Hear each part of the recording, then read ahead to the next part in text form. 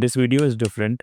हम यहाँ पे आज कोई ट्रेंड की बात नहीं करेंगे, कोई पॉलिसी की बात नहीं करेंगे। Today we are here to talk about the Pahalgam attack जो कि कल हुआ है and we want to talk about it deeply.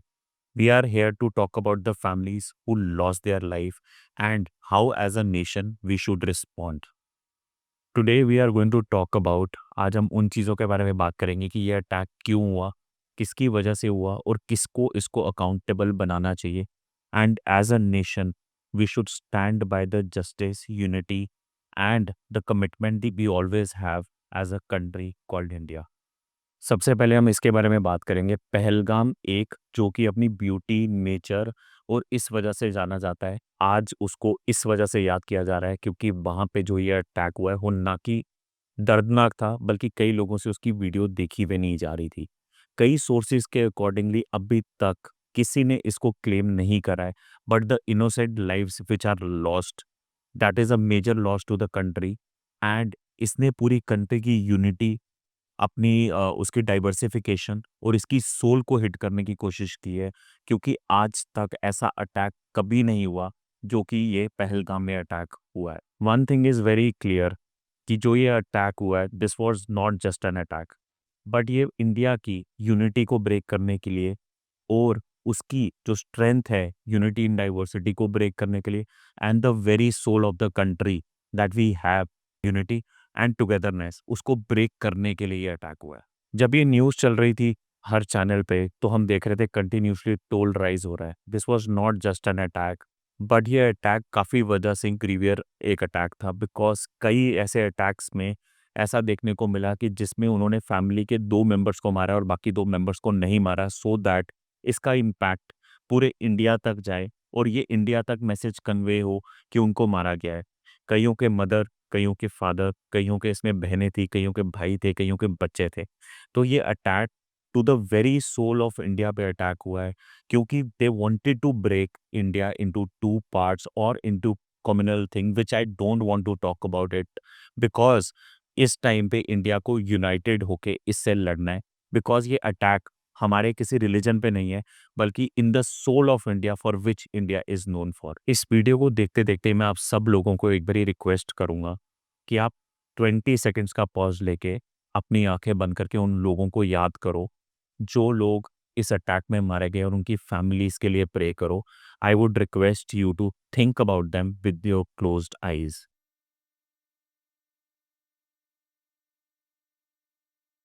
सबसे बड़ा जो सवाल लोगों के मन में आ रहा है कि किसको ब्लेम करें? हमारी सिक्योरिटी फोर्सेस के accordingly these are organisational group, और पहले भी हमें ये समझने की ज़रूरत है कि टेररिस्ट का कोई रिलीजन नहीं होता, कोई धर्म नहीं होता और किसी जगह से वो नहीं होते। टेररिस्ट टेररिस्ट होते हैं।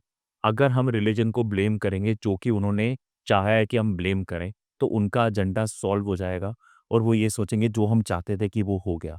सो we need to understand, we need to be together right now as a country, जिसके लिए हमारी कंट्री जानी जाती है, और हम सबको इसे इकट्ठे होके लड़ना है। Our focus is to genuinely remove this extremist group, come what may. Our country should focus on that. हमारा फोकस ये होना चाहिए कि कहीं पे भी क्रॉस बॉर्डर इन्फिल्ट्रेशन हो रही है, वी शुड इंश्योर कि इन जगहों पे ऐसी क्रॉस बॉर्डर इन्फिल्ट्रेशन नहीं होनी चाहिए। तीसरा, कहीं पे भी अगर हमारी सिक्योरिटी की वजह से कहीं लैप्सेस हुए हैं, उसको क्रॉस चेक किया जाए ताकि आने वाले टाइम पे कभी ऐसे इंसिडेंट्स ना हो। मैं दोबारा ये बताना चाहूँगा कि हमें इसको रिलीजन का एंगल नहीं देना है, क्योंकि जब भी हम इसको रिलीजन का एंगल देंगे, तो जो ये एक्सट्रीमिस्ट ग्रुप है, इनका पर्पस सॉल्व होगा, because they want to divide India, और इंडिया की डाइवर्सिटी की वजह से इंडिया जाना जाता है। इनका पर्पस ही वही था, to create extreme anger amongst community, जो कि देखने में भी लग रहा है। मैं कुछ पुराने इंसिडेंट्स की भी बात करना चाहूँगा, जो पुराने ट्रेंड इन अटैक्स में देखने को मिल रहे हैं, जिसमें कि उड़िया अटैक, अमरनाथ यात्रा अटैक और पुलवामा अटैक। मैं इन अटैक की डिटेल्स में नहीं जाना चाहूँगा, बट इनका पर्पस वही है कि to disturb the state and make sure कि यहाँ पे हमेशा प्रॉब्लम रहे, जो कि इंडिया प्रॉस्पर कर रहा है वो ना हो पाए।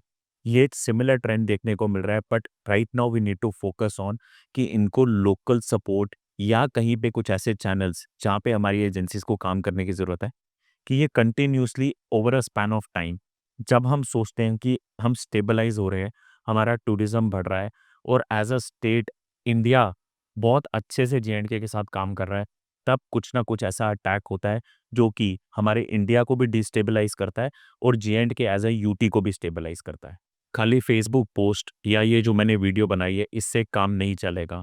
Our government needs to ensure that we improvise in the tech part as the whole world is using AI, drones and other different platforms कि ताकि उससे हम इंटेलिजेंस को और ज़्यादा सुपीरियर कर पाएँ और ऐसे फ्यूचर इंसिडेंट्स अवॉइड हो सकें। We have to ensure one thing कि हमारे को कई चीज़ों में रिफॉर्म्स लाने पड़ेंगे। इंटेलिजेंस रिफॉर्म्स भी उसका एक पार्ट है जिसमें स्टेट, सेंटर और मिलिट्री इन तीनों को इकट्ठे मिलके काम करना पड़ेगा ताकि इसका क्रैकडाउन हो सके कि ये आज तक कई सालों से देखने को मिल रहा है कि कश्मीर में ऐसे हादसे क्यों होते रहते हैं। कई बारी हमें ये देखने को मिला है कि गवर्नमेंट ने बोला आफ्टर 370 जे-एंड-के एक स्टेबल स्टेट बन गया, अब यहाँ पे लोग इन्वेस्टमेंट्स कर रहे हैं, लोग आ रहे हैं और टूरिस्ट प्लेसेस में लोगों का आना-जाना रिकॉर्ड ब्रेकिंग हो रहा है। But every time such incidents and this has been a horrific incident जो पूरे इंडिया को दहला चुका है।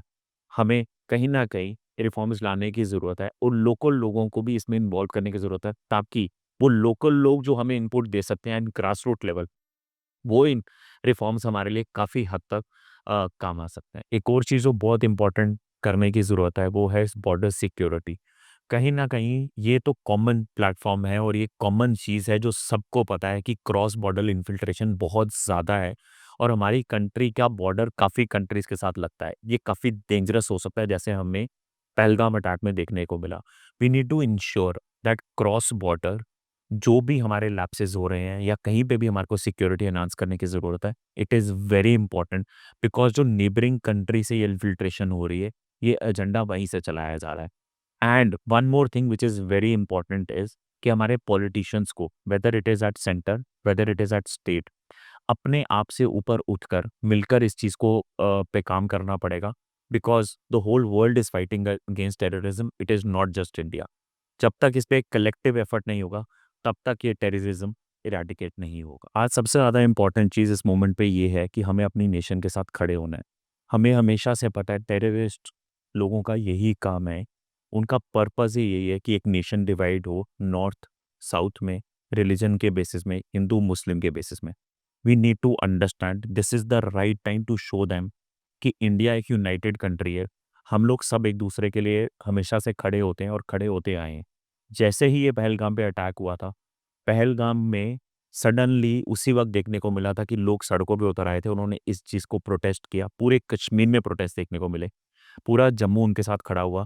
इसको रिलिजन एंगल ना देते हुए हमें एक वर्ल्ड को मैसेज देना है कि India is a united country and it is one of the most powerful weapon, not only weapon, peep the whole world knows this is the reason why India is united और India को break करना possible नहीं है। मैं आप सब लोगों को रिक्वेस्ट करूंगा to share this video not just for views but for awareness. This might create some kind of awareness among the people that India is united and this is in honor of those victims who have lost lives। हम उनके साथ खड़े हैं और India एक United nation है और हम सब एक साथ हैं। जय हिंद, वंदे मातरम।